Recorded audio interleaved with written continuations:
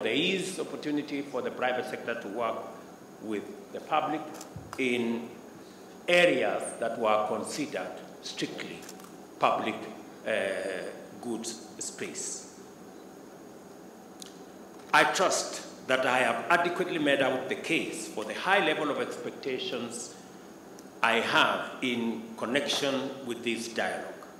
I anticipate your recommendations and policy proposals on the best methods of developing Africa's transcontinental and interregional infrastructure.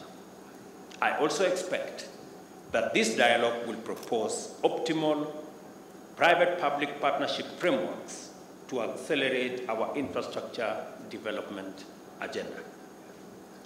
This moment requires us to be bold and ambitious in fashioning our way up from the bottom of the global trade, productivity, and industrialization.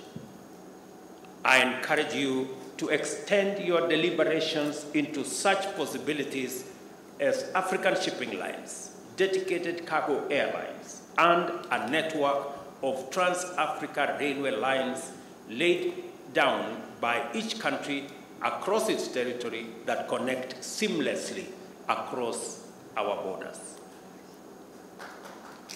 We are currently having a conversation between Kenya, Uganda, DRC, including Congo Brazzaville, to see how we can connect the Indian Ocean to the Atlantic. I think there is only a section of 1,000 kilometers of rail, and that should be connected.